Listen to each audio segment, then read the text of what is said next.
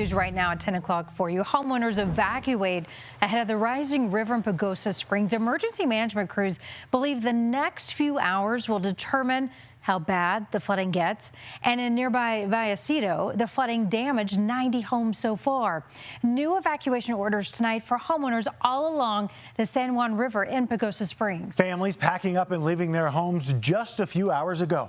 We do have team coverage for you now. Chief Meteorologist Dave Aguilera tracking the rain.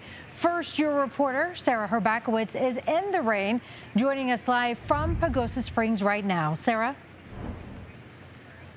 Karen, the rain just keeps coming. Earlier today, a lot of people just wanted to stop and look at the river, but as it's rising, it's becoming more serious. Right now, we have emergency crews with roadways possibly being blocked. This road actually is being closed right now. It's the bridge that connects two different parts of town. Police say they're concerned about the age of the bridge and what's underneath. We know that there's a sewer line underneath that was damaged on Saturday already, and now they're worried that this line of water could damage it further. We spoke to a lot of other people in town who say they're concerned, but the town is working to keep precautions, and here's what they're doing so far. Through Monday, rain and hail came down in southern Colorado. Dense fog covering Wolf Creek Pass as rushing water knocked boulders onto the roadway. All of a sudden, there was a huge rock in the middle of the road. One driver crashing into the falling rocks and waiting on a tow. Down in Pagosa Springs, the rising San Juan River led to evacuation orders for about 100 people. That includes the Mitchell family. Everybody just basically trying to figure out where they're going to stay and what to do with their animals and whether or not everybody's livelihoods are still going to be there to go back to. They're spending the night at the Red Cross shelter in the town's community center. Their pets at the Humane Society. I don't think the water's really going to get to our trailer, but we do have to move out of here just in case. You know, it's especially for our little one, it's been super scary. All of this rain coming after similar floods went through the area on Saturday, with officials expecting to see a similar peak overnight at over 11.5 feet. We are concerned about town infrastructure. Town manager David Harris says a sewage pipe under the 160 bridge was damaged in Saturday's floods, now hoping it doesn't break, all while making sure people stay out of the water. Our public safety teams, they're busy, we're stretched thin. It's a very active time and we have to manage the situations as they come before us. That means as the town prepares for a historic flood, they're also planning for what comes after the rain stops. We're going to have a debris issue that we'll be dealing with once this flood has receded. We expect that the river levels will have subsided by 6 a.m. so the morning commute, the morning school buses can stay on track and stay on time.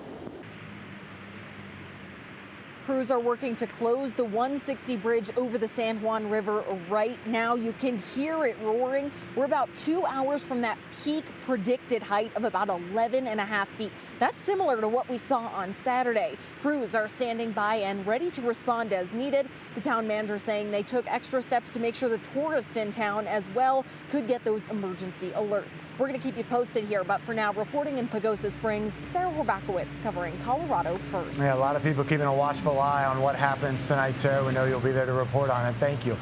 The Vallecito Creek also rising tonight. People living in 390 homes have been forced to leave as well. It just kind of went around, but you don't know if there's moisture or seepage that came in, but it was flowing big time. Bob Ganem is one of them. He's been watching the water through a camera at his house.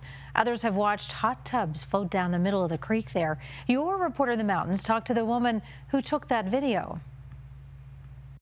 2 days before that, I was riding my horse through there and it was about this deep. I'm not kidding.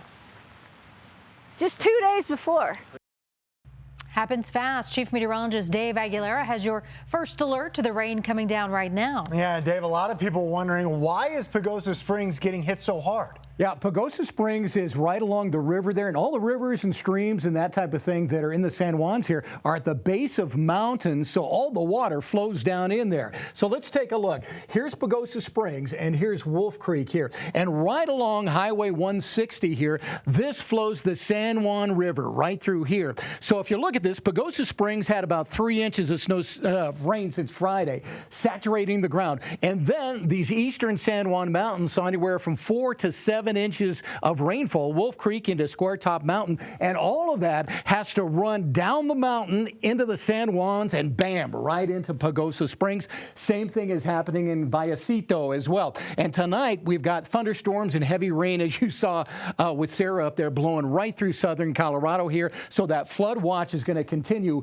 into the day tomorrow. So that's what we're watching. After that, we got a little bit of a break on Tuesday, but then another cold front comes at us before the end of the week, and that one will provide more rain and cooler temps as well. So there's a little break tomorrow afternoon, which we'll show you later, but then again, Wednesday into Thursday, they could have more heavy rain in that part of the state that just does not want any more. We'll outline all this for you in your First Alert forecast. All right, thank you, Dave. And make sure you join us starting at 5 o'clock tomorrow morning. We will have your first alert to the flooding situation on CBS Colorado Mornings. We will be live in Pagosa Springs all morning long.